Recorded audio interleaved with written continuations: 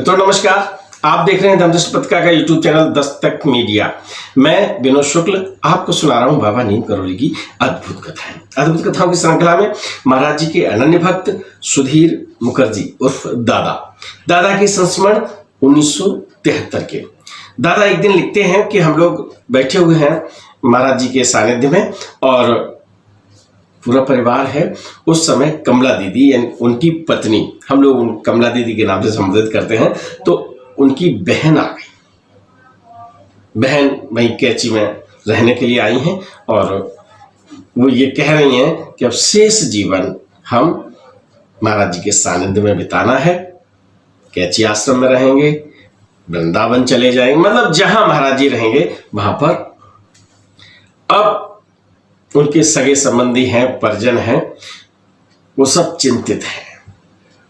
वो कहते हैं कि अभी उम्र ही क्या है और कमला दीदी से छोटी हैं, तो आप निश्चित रूप से मान लीजिए कि उम्र पारिवारिक उत्तरदायित्व को पूरा करने का था, लेकिन वो संन्यास की तरफ मुड़ गई।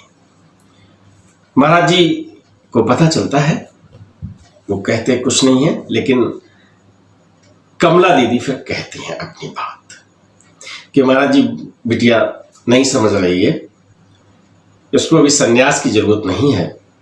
ये अपना घर का उत्तरदायित्व, परिवार के उत्तरदायित्व, तो अपनी नौकरी है वो देखे, ये सब करना है। और ये कहती है अब तो हम संन्यास लेंगे।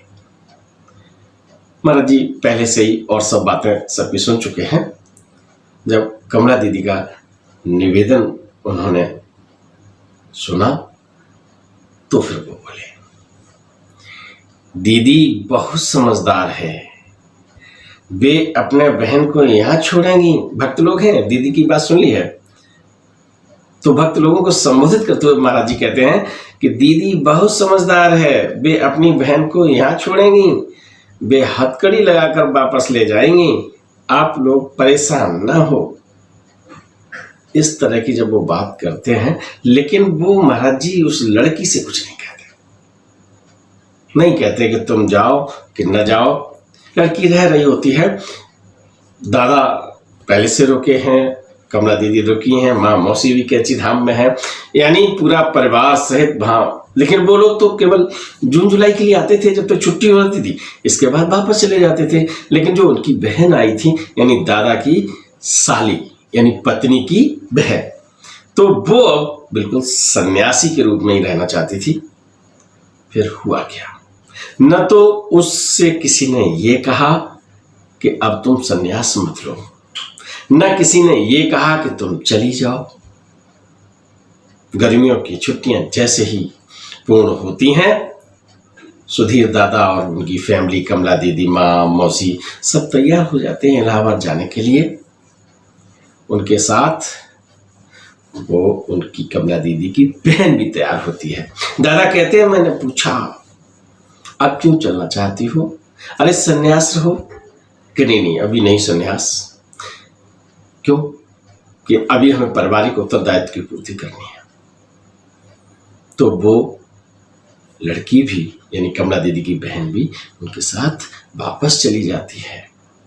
महाराज जी ने तो पहले कह दिया था, कोई एडवाइस नहीं, लेकिन ये कथा ये संदेश देती है कि कुछ लोग कभी कभी घबरा कर गृहस्थ आश्रम की परेशानियों में आकर और वो सन्यास के लिए चले जाते हैं। अरे साहब अब हम छोड़ेंगे ये संसार।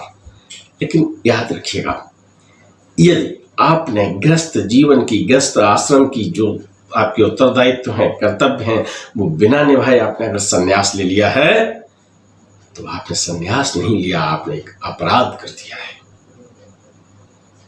पारिवारिक जिम्मेदारियों को पूरा करने के बाद व्यक्ति सन्यास ले सकता है और लेना भी चाहिए। जिन परिवार की जिम्मेदारियां पूरी होती हैं, आप अपना मन बना सकते हैं और गृहस्थ जीवन को भी आप ईमानदारी से निभाएं, तो ये भी एक संत के पुण्य का अर्जित करने का माध्यम है। गृहस्थ आश्रम भी संत जन से कम नहीं है, लेकिन संत महात्मा के रूप में ही जीवन अगर आपको गुजारना है, तो पहले परिवार की जो जिम्मेदारी है, जो उत्तरदायित्व, वो निभाइए, इसके बाद संत जीवन लीजिए। तो अब आपको पता चल गया होगा कि सन्यास या सन्यासी कब बनना चाहिए। पता चल गया है तो फिर राम राम। सब्सक्राइब बटन पर क्लिक करके चैनल को सब्सक्राइब करें और बेल आइकन दबाना बिल्कुल ना भूलें ताकि हमारे अपडेट वीडियो आपको मिलते रहें।